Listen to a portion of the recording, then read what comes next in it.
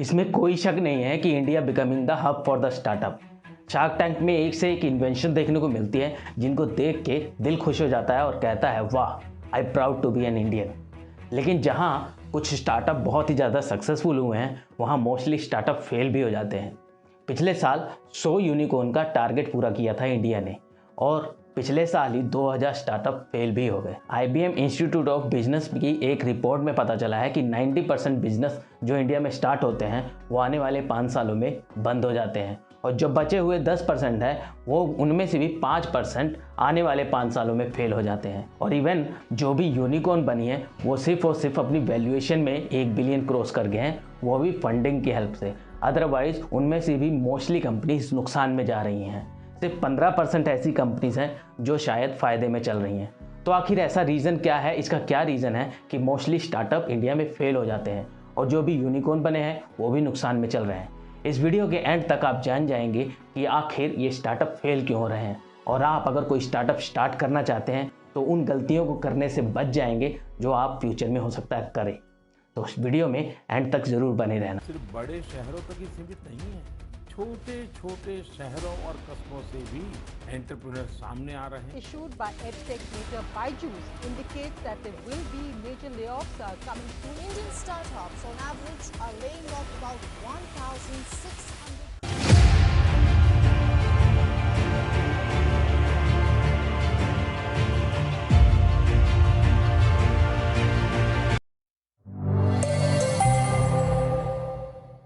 4 महीने पहले share chat के फाउंडर ने अपने एम्प्लॉयज़ को एक ईमेल भेजा जिसमें उन्होंने लिखा था कि उन्होंने क्यों आखिर 20% एम्प्लॉयज़ को निकाल दिया है। उसका रीज़न बताया था कि उन्होंने अपनी कंपनी को ओवर एस्टिमेट कर दिया था। उनको लगा था कि उनकी कंपनी बहुत ज़्यादा ग्रो करेगी, लेकिन ऐसा नहीं हुआ। आप समझेंगे कि इंडिया जैसी कंट्री में कोई ओवर एस्टिमेट कैसे कर सकता है। आखिर 140 करोड़ लोगों की पॉपुलेशन में किसी कंपनी को कस्टमर नहीं मिले, ऐसा कैसे हो सकता है। तो चलिए इसको समझने की कोशिश करते हैं। 2021 में जोमेटो IPO में आया और उसने लोगों से 10,000 करोड़ रुपए रेज किए। बाय द वे उसमें मेरा भी कुछ पैसा था। अब सबको लगा था कि जोमेटो अच्छा परफॉर्म करेगा और उनका सबका पैसा बढ़ जाएगा, लेकिन ऐसा हुआ नहीं। 2023 की जैन मंथ में CEO ने 225 शहरों में अपने ऑपरेशंस बंद कर दिए। आप सोचोगे कि जोमेटो तो हज़ारों सिटीज़ में परफॉर्म करता है, हज़ारों सिटीज़ में ऑपरेट करता है, लेकिन ये भी बता दूं कि हज़ारों सिटीज़ में से सिर्फ और सिर्फ 8 शहर ऐसे हैं जिसमें जोमेटो का 60% रेवेन्यू जनरेट होता है। फिर से बता रहा हूँ, 60% तक का रेवेन्यू सिर्फ और सिर्फ 8 शहरों से आता है। जोमेटो के CFO ने कहा कि बाकी जितनी भी 225 सिटीज़ हैं जहाँ उन्होंने ऑपरेशन बंद किया है वो बहुत ही ज़्यादा नुकसान वाली सिटीज़ थी, वहाँ जोमेटो को बिल्कुल भी फ़ायदा नहीं हो रहा था। कंट्री डिलाइट जो कि ऑनलाइन ग्रोसरी स्टोर है और ऑनलाइन वो मिल्क भी सेल करती है, उन्होंने कंफर्म किया कि वो 8.8 लाख लोगों को ही टारगेट करेगी जो कि एनुअल 7 से 8 लाख रुपए कमाते हैं, क्योंकि यही वो फैमिलीज़ हैं जो मोस्टली पैसा अपना खर्च कर सकती हैं और कंट्री डिलाइट के प्रोडक्ट को बाय कर सकते हैं। अराउंड 80% ग्रोसरी शहरों में बिकती है, लेकिन अनफॉर्चुनेटली ये लोग इन ऐप्स से कुछ भी प्रोडक्ट परचेस नहीं करते। वो नियरेस्ट डिपार्टमेंटल स्टोर से ही परचेस करते हैं जिनके साथ उनके अच्छे रिलेशनशिप बने हैं। इस पॉइंट में हमें सबसे अच्छा लेसन यही सीखने को मिलता है कि हमें अपने प्रोडक्ट, अपनी कंपनी के प्रोडक्ट से ज़्यादा ज़रूरी अपने रिलेशनशिप रखने चाहिए अगर हमें अपना बिजनेस ग्रो करना है। ये ऑनलाइन ग्रोसरीज ऐप सिर्फ वहीं पे चल रही हैं जहाँ पे लोगों के पास पैसा तो है लेकिन इतना टाइम नहीं है कि वो छोटी छोटी चीज़ों को लेने के लिए घर से बाहर निकले। वो इसीलिए इन ऑनलाइन ग्रोसरीज ऐप्स का यूज़ करती हैं और कोई भी आइटम घर पे ही मंगा लेते हैं। आप सोचोगे कि ग्रोसरीज ऐप्स का ही ऐसा बुरा हाल है। तो चलिए अगले सेक्शन पे चलते हैं। मीशो, इस कंपनी का नाम तो आपने सुना ही होगा। इनका मॉडल था social commerce, that means B2B2C, जहाँ से मीशो से कोई भी प्रोडक्ट कस्टमर बाय कर सकता है और उन प्रोडक्ट को अपने किसी और प्लेटफॉर्म पे सेल कर सकता है। ये बहुत ही अच्छा आइडिया था सोशल नॉर्म्स के तौर पे, क्योंकि इसमें दूसरे लोग भी पैसे कमा सकते थे। स्पेशली हमारे घर की लेडीज़ के लिए ये बहुत ही अच्छा आइडिया था, लेकिन इसमें मीशो को बहुत सी प्रॉब्लम का सामना करना पड़ा। सबसे पहली जो प्रॉब्लम थी वो थी कि मीशो से कस्टमर एक ही बार बाय करते थे, वो भी सिर्फ और सिर्फ 2 या 300 रुपये के प्रोडक्ट ही बाय करते थे। मीशो को इतने की बाय से कोई फ़ायदा नहीं हो रहा था और उन्होंने अपने मॉडल को चेंज कर दिया। इस मॉडल से B2C पे आ गए, जहां वो अमेज़ॉन या फ्लिपकार्ट से कोई आइटम परचेज करते थे और कस्टमर को सेल करते थे। जो सबसे बड़ी मुसीबत का सामना मीशो को करना पड़ा वो है इंडिया में 30 करोड़ फैमिलीज़ हैं, लेकिन उनमें से सिर्फ 1 करोड़ फैमिलीज़ ऐसी हैं जो इंडिया का 50% खर्चा करती हैं।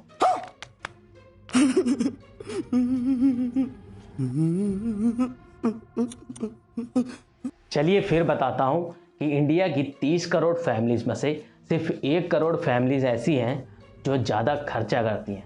अराउंड 50% खर्चा इंडिया का यही 1 करोड़ फैमिलीज़ करती हैं। क्या बात है सर, क्या बात है सर, क्या बात, ये बात है। 1 करोड़ फैमिलीज़ ऐसी हैं जो बिना ज़्यादा सोचे पैसा खर्च कर देती हैं और 4 करोड़ फैमिलीज़ ऐसी हैं जो अपने पैसे के लिए बहुत ही ज़्यादा सेंसिटिव हैं। वो ज़्यादा पैसा खर्च कर सकते हैं लेकिन सिर्फ वहीं जहां उनको वैल्यू फॉर मनी मिले। बाकी बची हुई फैमिलीज़ सिर्फ और सिर्फ अपनी ज़रूरत लायक ही खर्च कर पाते हैं। जो दूसरी बड़ी प्रॉब्लम का सामना मीशो को करना पड़ा वो था हाई रिटर्न रेट्स। पहले कस्टमर 200-300 रुपये के प्रोडक्ट परचेज़ करते हैं और उसके बाद उसमें कुछ वैल्यूएबल देखते नहीं और उसको वापस कर देते हैं। भाई 200-300 के कोई भी कपड़ा वगैरह मंगाएंगे तो उसमें ब्रांडेड थोड़ा ना मिल जाएगा और इसी वजह से वो लोग कपड़े को वापस कर देते थे। इतना ज़्यादा रिटर्न रेट की वजह से बहुत ही ज़्यादा मीशो को नुकसान होने लग गया। मॉर्निंग कॉन्टेक्स्ट की एक रिपोर्ट में पता चला कि लोग अराउंड 50% कपड़े रिटर्न कर देते हैं। ऐसी कंडीशन में मीशो जैसी कंपनीज़ के लिए फ़ायदा कमाना, प्रॉफिट कमाना ऑलमोस्ट इम्पॉसिबल है। बाहर की कंपनीज़ इवन इंडिया में भी जो स्टार्टअप शुरू होते हैं वो सोचते हैं कि इंडिया में 100 करोड़ से भी ज़्यादा लोग रहते हैं और उनको माल बेचना ज़्यादा मुश्किल नहीं है, लेकिन वो गलत है। इंडिया में बाहर के मुकाबले कोई भी आइटम बेचना, लोगों को बेचना बहुत ही ज़्यादा मुश्किल है। इंडिया की पॉपुलेशन को 3 पार्ट्स में डिवाइड किया गया है। द फर्स्ट पार्ट ये वो लोग हैं जिसमें सबसे ज़्यादा खर्चा करने वाले लोग रहते हैं और इन्हीं लोगों को मोस्टली कंपनीज टारगेट करती हैं। फॉर एग्जांपल क्रेड के फाउंडर कुणाल शाह को ये पता था कि इंडिया में सिर्फ 5-6% लोगों के पास ही क्रेडिट कार्ड है और वो इन्हीं लोगों को टारगेट करेंगे, इन्हीं लोगों को क्रेडिट कार्ड और अपनी ऐप बेचेंगे। लेकिन कुछ कंपनीज ऐसा सोचती हैं जो वो इंडिया 2 को भी वो टारगेट कर सकती हैं और ऐसी ही कंपनीज मोस्टली फेल हो जाती हैं।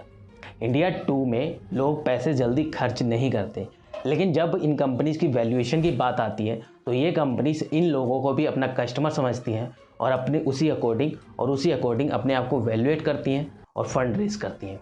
बाहर की कंपनीज बहुत सी यहाँ इंडिया में आती हैं और फेल हो जाती हैं क्योंकि इंडिया के लोगों की साइकोलॉजी, बाइंग साइकोलॉजी अलग है। वो बाहर के लोगों की तरह पैसा नहीं खर्च करते क्योंकि इंडिया में मोस्टली लोग खुद को मिडिल क्लास समझते हैं, लेकिन ऐसा होता नहीं है। तो चलिए जानते हैं कि आखिर मिडिल क्लास इंसान कौन है। इंडिया में 50% लोग खुद को मिडिल क्लास कहते हैं, लेकिन 2015 की एक रिपोर्ट में पता चला कि इंडिया में मिडिल क्लास एक्चुअल में सिर्फ 2% लोग हैं। मिडिल क्लास इंसान वो है जिनकी एनुअल इनकम 27,000 से लेके 42,000 है। 27,000 से 42,000 है, लेकिन मुझे नहीं लगता कि 50% लोगों की इतनी कम इनकम इंडिया में होगी। विवेक देबरॉय जो कि एक फेमस इकोनॉमिस्ट रह चुके हैं, उन्होंने बताया कि आपकी इनकम कितनी होनी चाहिए अगर आप 10% लोगों में आना चाहते हैं, टॉप 10 अर्निंग लोगों में आना चाहते हैं इंडिया में। उन्होंने बताया कि अगर आपकी इनकम 25,000 या उससे ज़्यादा है तो आप टॉप 10% में हैं। मान सकते हैं सिर्फ 25,000 से ज़्यादा है तो आप इंडिया के टॉप 10% में आते हैं। इससे ये साबित होता है कि हमारे इंडिया में मोस्टली पॉपुलेशन गरीब लोग हैं। अराउंड 90% लोग, उनकी इनकम 25,000 से भी कम है। ये एक बहुत ही बड़ी समस्या है, लेकिन इसका सलूशन क्या है? चलिए थोड़ा सलूशन के बारे में बात करते हैं। इसका सलूशन है जीडीपी पर कैपिटल, प्रति व्यक्ति आय। जब तक हर व्यक्ति की आय एक मिनिमम अच्छी खासी नहीं होगी तब तक कोई भी कंट्री ग्रो नहीं कर सकती। चाइना और इंडिया की पर पर्सन इनकम 1960 में इक्वली थी, लेकिन वो धीरे धीरे उनकी पर कैपिटल इनकम बढ़ती गई और वो कंट्री भी बढ़ती गई।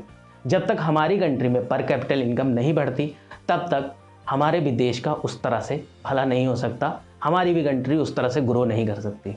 आप सोचेंगे कि प्रति व्यक्ति आय के बढ़ने से इंडिया की जीडीपी पे क्या असर पड़ सकता है, कैसे वो ग्रो कर सकती है।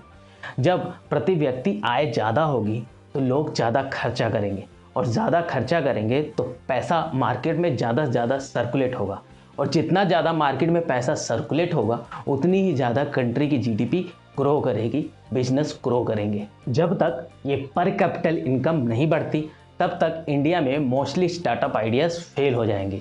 अगर आप सोच रहे हैं कि यूएस का कोई आइडिया यहाँ लाया जाए तो ज़रा सावधान हो जाए। ज़रूरी नहीं है कि जो यूएस में आइडियाज़ बहुत अच्छे से चल रहा है वो यहाँ भी चल जाए, क्योंकि यहाँ पे लोगों की आय उस तरह से नहीं है। यही ओवर एस्टिमेट हमारे इंडिया में मोस्टली स्टार्टअप कर देते हैं। कोई यूएस का कोई आइडिया उठाया जो यूएस में बहुत ज़्यादा अच्छा चल रहा है तो उनको लगता है कि इंडिया में भी ये चलेगा। इंडिया में वो खूब सारा फंड रेज करते हैं इस आइडिया के बदौलत और एग्जीक्यूशन के टाइम पे वो आइडिया फेल हो जाता है। फॉर एग्जाम्पल टीचमेंट कंपनी ने 4000 करोड़ रेज किए अपनी कंपनी के लिए, लेकिन 2022 में उनका रेवेन्यू था सिर्फ और सिर्फ 80 लाख रुपए। हो सकता है फ्यूचर में और ज़्यादा कमाए, लेकिन ओवर एस्टिमेट करने का कोई फ़ायदा नहीं होगा, बल्कि उनका नुकसान ही होता है। सिर्फ ओवर एस्टिमेशन करना ही स्टार्टअप के बंद होने का रीज़न नहीं है, बल्कि और भी टेक्निकल रीज़न है। सबसे पहले आता है कंपटीशन।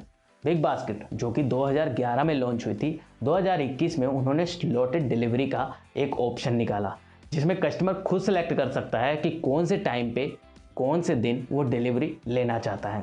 ये आइडिया बहुत ही ज़्यादा सक्सेसफुल रहा बिग बास्केट के लिए, क्योंकि उनको पहले ही पता होता था कि किस कस्टमर को कब डिलीवरी देनी है और वो अपने डिलीवरी पार्टनर्स और जो भी उनके ग्रोसरी पार्टनर्स हैं उनको पहले ही रेडी रखता था डिलीवरी देने के लिए। लेकिन यहीं पे एंट्री होती है कुछ और टेक कंपनीज की, जैसे कि स्विगी, इंस्टामार्ट, डेंजो डेली और चैप्टो की, जो कि दावा करती हैं कि वो 30-40 मिनट में आपको ग्रोसरी डिलीवर करेंगी। फेक वादों की वजह से उनका खुद का अपना तो कोई फ़ायदा नहीं हुआ, लेकिन उन्होंने बिग बास्केट का बहुत बड़ा नुकसान करा दिया। बिग बास्केट का उस साल पे जब ये कंपनीज ने दावे किए थे तब 50% से उनका शेयर सीधे 30% पे आ गया। इन कंपनीज का अपना तो कोई फ़ायदा नहीं हुआ, लेकिन अपने कॉम्पिटिटर के लिए इन्होंने एक बैरियर सेट कर दिया, ना खुद बढ़े और ना ही बिग बास्केट को बढ़ने दिया।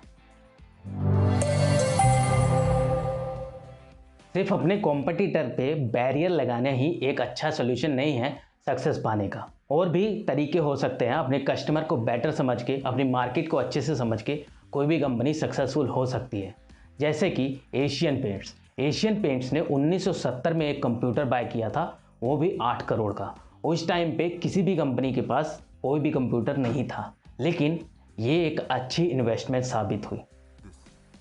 Your wall looks amazing in this one. The wall. Yeah.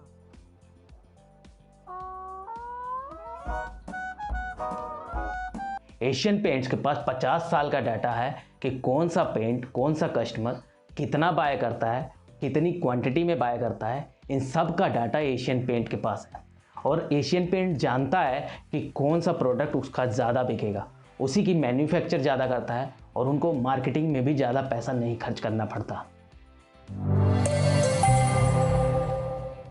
एक और बहुत बड़ा रीज़न है मोस्टली ग्रोसरीज ऐप्स के बंद होने का, फेल होने का, वो है ऑफर्स। 250 ग्राम फ्री के लिए वो 20 किलो उठाना। ग्रोफर्स से सस्ता किसी सुपरमार्केट में नहीं। ग्रोफर्स। ये अपने कस्टमर्स को बहुत अच्छे अच्छे ऑफर देते हैं और इन ऑफर की वजह से कस्टमर इनकी ऐप को यूज़ भी करता है, लेकिन जैसे ही ऑफर ख़त्म हो जाता है वैसे ही इन ऐप्स को यूज़ करना बंद कर देते हैं और वो मोस्टली अपने नियरेस्ट ग्रोसरी स्टोर को यूज़ करते हैं कोई भी आइटम परचेज करने के लिए। इससे इन कंपनीज का बहुत बड़ा नुकसान होता है। इनके कस्टमर एक्विजिशन कॉस्ट बहुत ज़्यादा है, which is a thing to worry. Marketing करना प्रॉब्लम नहीं है, लेकिन अगर मार्केटिंग करके आपको रिटर्न ही ना मिले तो उस मार्केटिंग का क्या फ़ायदा, आपकी कंपनी डूबने ही वाली है। अगर आपके मार्केटिंग में 100 रुपये लगते हैं तो कम से कम आपको 300 रुपये रिटर्न होना चाहिए, तभी आपकी कंपनी फ़ायदे में जा सकती है। बहुत सी ऐसी कंपनीज हैं जिनकी कस्टमर एक्विजिशन कॉस्ट बहुत ही कम है, जैसे कि मोस्टली सोशल मीडिया इन्फ्लुएंसर जिन्होंने बिजनेस स्टार्ट किया है। जो खुद पे है यकीन तुझे तो बस अब चैन की नींद तू ले, तेरी नींद में जीत तो पक्की है, देगा BW यकीन तुझे।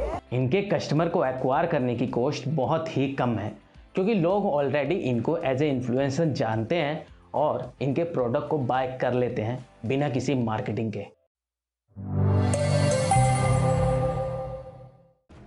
इन प्रॉब्लम्स जैसे कि मार्केटिंग वगैरह की प्रॉब्लम्स भी अगर कंपनीज बच जाती हैं तो एक सबसे बड़ी प्रॉब्लम इनके सामने आती है, वो है फंड रेज करने की। अब फंड रेज करना इतना इजी नहीं रह गया है। पिछले कुछ सालों में इन्फ्लेशन बहुत ज़्यादा हो गया है यूएस में, और यूएस के इन्वेस्टर इतनी आसानी से पैसा नहीं लगा रहे किसी भी कंपनी में। पहले यूएस में इंटरेस्ट रेट कम था, अब यूएस में इंटरेस्ट रेट ज़्यादा है, तो वो सोचते हैं कि बाहर कहीं कंपनीज़ में लगाने से अच्छा यूएस में सेफ़ तरीके से ज़्यादा पैसे कमाए जाएँ। इसलिए यूएस के इन्वेस्टर मोस्टली इंडिया में पैसे नहीं लगा रहे हैं। और दूसरा, वो यूएस के इन्वेस्टर जितने भी थे अब वो कंपनी से सवाल कर रहे हैं। अब वो जानना चाहते हैं कि अगर वो कंपनी में पैसा लगाते हैं तो उनका कोई फ़ायदा भी होगा या नहीं होगा। उन्होंने अंधे होकर पैसे लगाना बंद कर दिया है। वो ज़्यादा से ज़्यादा प्रॉफिट जनरेट करना चाहते हैं, और जहाँ प्रॉफिट ना जनरेट होने का कोई भी चांस है वहाँ वो पैसे नहीं लगा रहे हैं। और इसीलिए मोस्टली इंडिया में स्टार्टअप आइडियाज़ फेल हो जा रहे हैं फंडिंग की कमी की वजह से। इतनी बातें हमने स्टार्टअप के बारे में की नेगेटिव, तो इसका मतलब क्या स्टार्टअप नहीं खोलना चाहिए? ऐसा नहीं है। स्टार्टअप ने पिछले कुछ सालों में इंडिया की इकोनॉमी में काफ़ी योगदान दिया और बहुत सारी जॉब्स भी प्रोवाइड की इन्होंने। कुछ ऐसी कंपनीज भी हैं जो बिना इन्वेस्टमेंट के बहुत ज़्यादा सक्सेसफुल हुई हैं, जैसे कि ज़ीरोधा। इन्होंने कोई इन्वेस्टमेंट नहीं ली और बहुत ज़्यादा सक्सेस हासिल की, और इवन दूसरों लोगों को भी हेल्प की सक्सेसफुल बनने में जो इनके थ्रू इन्वेस्टमेंट कर रहे हैं। और ऐसा नहीं है कि ये स्टार्टअप्स और ये प्रोडक्ट्स सिर्फ बड़े शहरों तक ही लिमिटेड हैं। इंक 42 की एक रिपोर्ट में बताया गया कि मोस्टली 50% से भी ज़्यादा स्टार्टअप्स Tier 2 और Tier 3 सिटीज़ से आए हैं। और शार्क टैंक में भी बहुत से ऐसे लोग आए हैं जो छोटे शहरों से आए हैं और बहुत अच्छी अच्छी इन्वेंशंस लेके आए हैं। जैसे कि मेरा फेवरेट जो एक एपिसोड मैंने देखा था वो जुगाड़ू कमलेश का। और मैं हूँ मालेगांव से जुगाड़ू कमलेश, जिसने किसानों की एक बहुत बड़ी प्रॉब्लम सॉल्व करने में हेल्प की। हालांकि मोस्टली शार्क्स ने जुगाड़ू कमलेश की हेल्प नहीं की, लेकिन पीयूष ने जुगाड़ू कमलेश की हेल्प की, और आज ये दोनों मिलके किसानों की बहुत बड़ी प्रॉब्लम को सॉल्व कर रहे हैं, उनकी प्रोडक्टिविटी को इम्प्रूव करने में हेल्प कर रहे हैं। ऐसे ऐसे प्रोडक्ट इंडिया में बन रहे हैं जिनकी हमने इमेजिनेशन ही नहीं की थी, और कुछ प्रोडक्ट तो ऐसे हैं जो बाकी किसी कंट्री के पास नहीं है, सिर्फ इंडिया के यूनिक प्रोडक्ट हैं। जैसे कि पेटीएम का ये साउंड बॉक्स, पेटीएम पर 50 रुपए प्राप्त हुए, और इंडिया का UPI, और भी बहुत सी ऐसी ऐप्स हैं। मेरा तो पूरा भरोसा है कि इंडिया में फ्यूचर ब्राइट ही होगा स्टार्टअप्स का। भले ही कुछ स्टार्टअप फेल हो जाएंगे, लेकिन जो भी स्टार्टअप सक्सेसफुल होंगे वो इंडिया की इकोनॉमी में बहुत बड़ा योगदान देंगे। आपका क्या कहना है कि इंडिया में स्टार्टअप का फ्यूचर अच्छा होगा या हमें दूसरों की जॉब के भरोसे ही रहना पड़ जाएगा? Comment box is all yours. मिलते हैं अगले वीडियो में। जय हिंद।